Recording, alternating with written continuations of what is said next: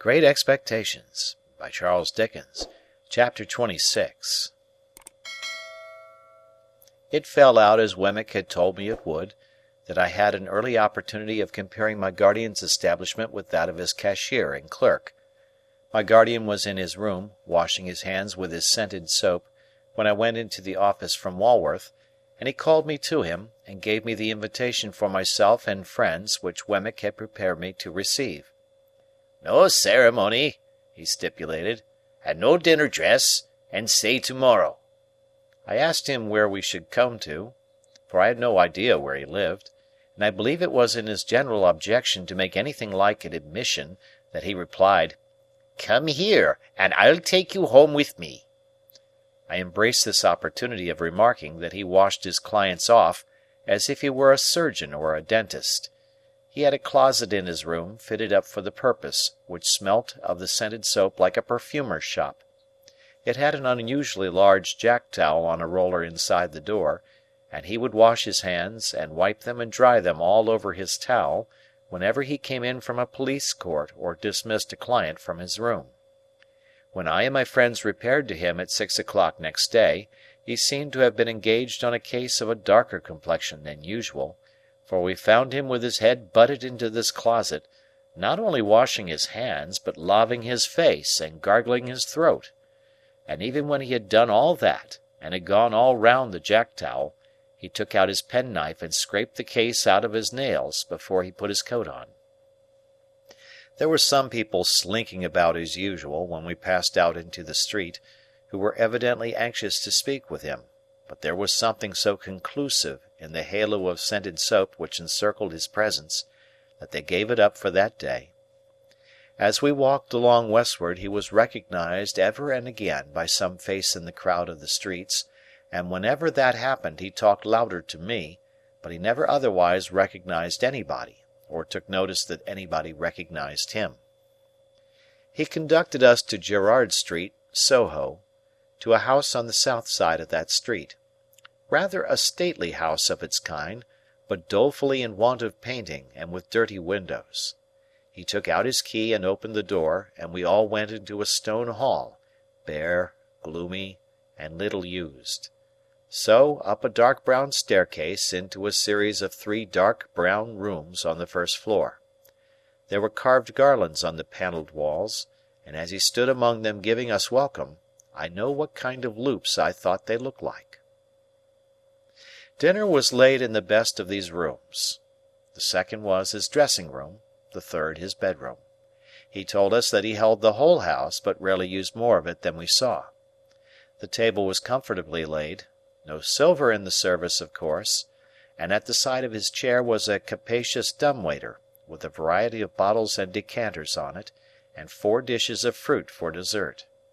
I noticed throughout that he kept everything under his own hand and distributed everything himself. There was a bookcase in the room.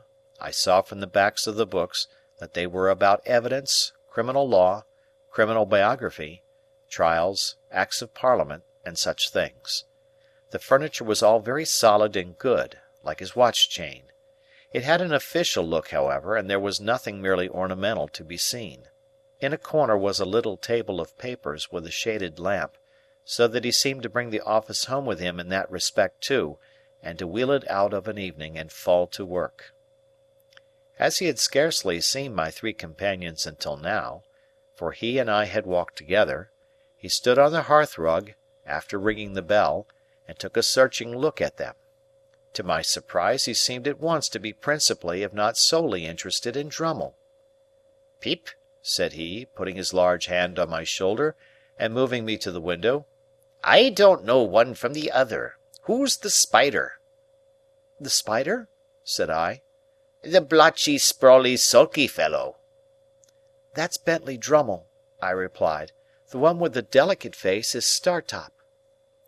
Not making the least account of "the one with the delicate face," he returned, "Bentley Drummle is his name, is it?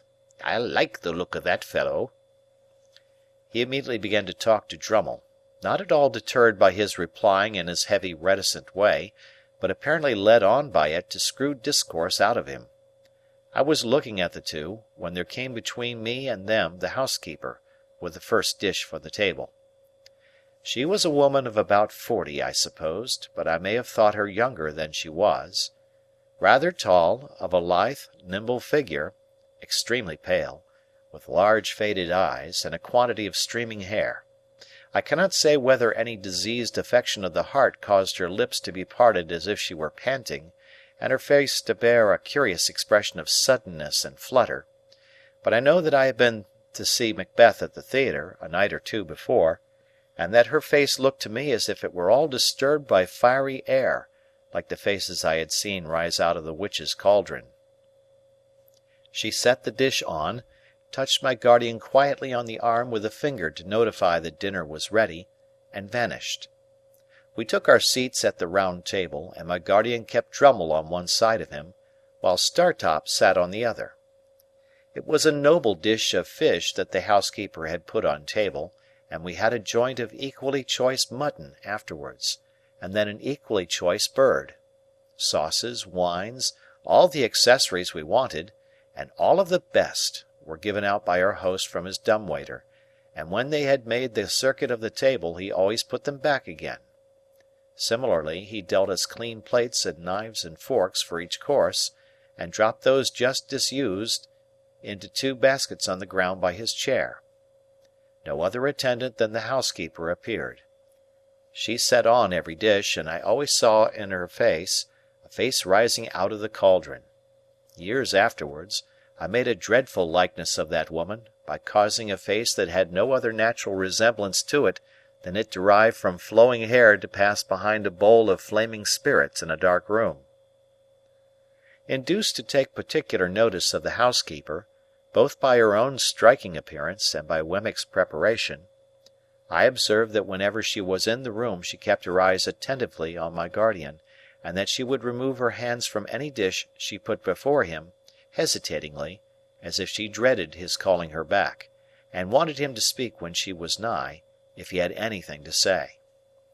I fancied that I could detect in his manner a consciousness of this, and a purpose of always holding her in suspense. Dinner went off gaily, and although my guardian seemed to follow rather than originate subjects, I knew that he wrenched the weakest part of our dispositions out of us. For myself, I found that I was expressing my tendency to lavish expenditure, and to patronize Herbert, and to boast of my great prospects before I quite knew that I had opened my lips. It was so with all of us, but with no one more than Drummle, the development of whose inclination to gird in a grudging and suspicious way at the rest was screwed out of him before the fish was taken off. It was not then, but when we had got to the cheese, that our conversation turned upon our rowing feats, and that Drummle was rallied for coming up behind of a night in that slow amphibious way of his. Drummle, upon this, informed our host that he much preferred our room to our company, and that as to skill he was more than our master, and that as to strength he could scatter us like chaff. By some invisible agency my guardian wound him up to a pitch little short of ferocity about this trifle, and he fell to bearing and spanning his arm to show how muscular it was, and we all fell to bearing and spanning our arms in a ridiculous manner. Now the housekeeper was at this time clearing the table. My guardian, taking no heed of her, but with the side of his face turned from her, was leaning back in his chair biting the side of his forefinger and showing an interest in Drummle that to me was quite inexplicable. Suddenly he clapped his large hand on the housekeeper's like a trap, as she stretched it across the table. So suddenly and smartly did he do this, that we all stopped in our foolish contention. "If you talk of strength," said Mr. Jaggers, "I'll show you a wrist. Molly, let them see your wrist." Her entrapped hand was on the table, but she had already put her other hand behind her waist. "Master," she said in a low voice, with her eyes attentively and entreatingly fixed upon him, "don't." "I'll show you a wrist," repeated Mr. Jaggers, with an immovable determination to show it. "Molly, let them see your wrist." "Master," she again murmured, "please." "Molly!" said Mr. Jaggers, not looking at her, but obstinately looking at the opposite side of the room. "Let them see both your wrists. Show them. Come!" He took his hand from hers and turned that wrist up on the table. She brought her other hand from behind her and held the two out side by side. The last wrist was much disfigured, deeply scarred, and scarred across and across.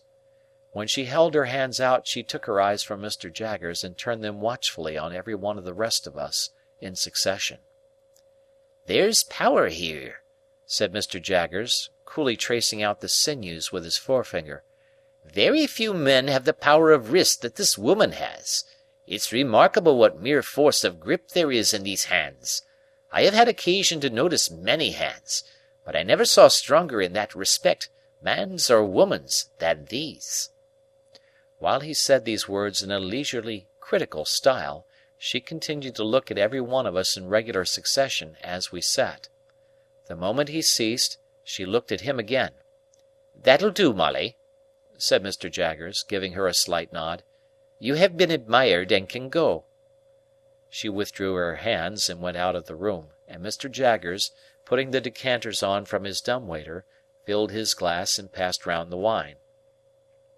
"At 9:30, gentlemen," said he, "we must break up. Pray make the best use of your time. I am glad to see you all. Mr. Drummle, I drink to you." If his object in singling out Drummle was to bring him out still more, it perfectly succeeded. In a sulky triumph Drummle showed his morose depreciation of the rest of us in a more and more offensive degree until he became downright intolerable. Through all his stages Mr. Jaggers followed him with the same strange interest. He actually seemed to serve as a zest to Mr. Jaggers' wine. In our boyish want of discretion I dare say we took too much to drink, and I know we talked too much. We became particularly hot upon some boorish sneer of Drummle's, to the effect that we were too free with our money. It led to my remarking, with more zeal than discretion, that it came with a bad grace from him, to whom Startop had lent money in my presence but a week or so before. "Well," retorted Drummle, "he'll be paid." "I don't mean to imply that he won't," said I, "but it might make you hold your tongue about us and our money, I should think." "You should think," retorted Drummle. "O Lord!" "I dare say," I went on, meaning to be very severe, "that you wouldn't lend money to any of us if we wanted it." "You are right," said Drummle. "I wouldn't lend one of you a sixpence. I wouldn't lend anybody a sixpence." "Rather mean to borrow under those circumstances, I should say." "You should say," repeated Drummle. "O Lord!" This was so very aggravating, the more especially as I found myself making no way against his surly obtuseness, that I said, disregarding Herbert's efforts to check me, "Come, Mr. Drummle, since we are on the subject, I'll tell you what passed between Herbert here and me when you borrowed that money." "I don't want to know what passed between Herbert there and you," growled Drummle, and I think he added in a lower growl that we might both go to the devil and shake ourselves. "I'll tell you, however," said I, "whether you want to know or not. We said that as you put it in your pocket very glad to get it, you seemed to be immensely amused at his being so weak as to lend it." Drummle laughed outright, and sat laughing in our faces, with his hands in his pockets and his round shoulders raised, plainly signifying that it was quite true, and that he despised us as asses all. Hereupon Startop took him in hand, though with a much better grace than I had shown, and exhorted him to be a little more agreeable. Startop being a lively, bright young fellow, and Drummle being the exact opposite, the latter was always disposed to resent him as a direct personal affront. He now retorted in a coarse, lumpish way, and Startop tried to turn the discussion aside with some small pleasantry that made us all laugh. Resenting this little success more than anything, Drummle, without any threat or warning, pulled his hands out of his pockets, dropped his round shoulders, swore, took up a large glass, and would have flung it at his adversary's head, but for our entertainers dexterously seizing it at the instant when it was raised for that purpose. "Gentlemen," said Mr. Jaggers, deliberately putting down the glass, and hauling out his gold repeater by its massive chain, "I am exceedingly sorry to announce that it's 9:30. On this hint we all rose to depart. Before we got to the street door, Startop was cheerily calling Drummle "old boy," as if nothing had happened; but the old boy was so far from responding that he would not even walk to Hammersmith on the same side of the way, so Herbert and I, who remained in town, saw them going down the street on opposite sides, Startop leading, and Drummle lagging behind in the shadow of the houses, much as he was wont to follow in his boat. As the door was not yet shut, I thought I would leave Herbert there for a moment and run upstairs again to say a word to my guardian. I found him in his dressing-room surrounded by his stock of boots, already hard at it, washing his hands of us. I told him I had come up again to say how sorry I was that anything disagreeable should have occurred, and that I hoped he would not blame me much. "Pooh!" said he, sluicing his face, and speaking through the water drops. "It's nothing, Pip. I like that spider, though." He had turned towards me now, and was shaking his head and blowing and towelling himself. "I am glad you like him, sir," said I, "but I don't." "No, no," my guardian assented. "Don't have too much to do with him. Keep as clear of him as you can. But I like the fellow, Pip. He is one of the true sort. Why, if I was a fortune-teller—" Looking out of the towel, he caught my eye. "But I am not a fortune-teller," he said, letting his head drop into a festoon of towel, and toweling away at his 2 ears. "You know what I am, don't you? Good night, Pip." "Good night, sir." In about a month after that, the Spider's time with Mr. Pocket was up for good, and to the great relief of all the house but Mrs. Pocket, he went home to the family whole. Chapter